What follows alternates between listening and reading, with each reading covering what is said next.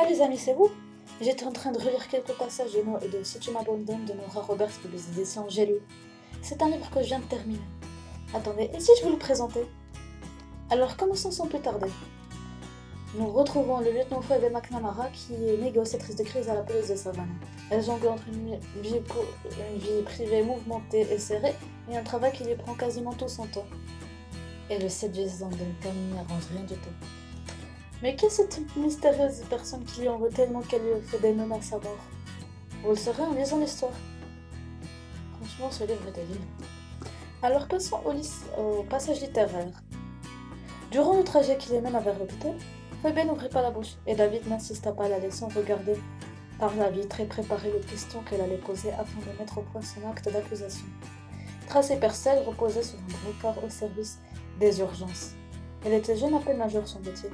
Une jolie blonde à la belle poitrine. Les yeux rouges et gonflés, elle se mordit le pouce. Eh bien voilà la fin du passage littéraire et j'espère qu'il vous aura plu. Passons maintenant à la vie. En général, j'ai trouvé Si tu m'abandonnes bon pour passer le temps, pas pour lire complètement ou par exemple si vous êtes dans une phase où vous n'arrivez pas à vraiment lire quelque chose, Si tu m'abandonnes pourrait peut-être faire l'affaire.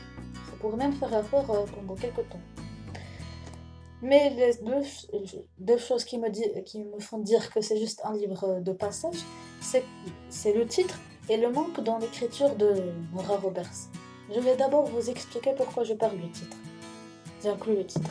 Eh bien, pour moi, un titre, c'est quelque chose qui reflète, c'est des mots qui reflètent toute l'histoire. Alors que ici, si tu m'abandonnes, pour moi, ça ne reflète pas toute l'histoire. Pour moi, ça reflète qu'une facette, que la base de ce qui va se passer. C'est-à-dire, si tu m'abandonnes,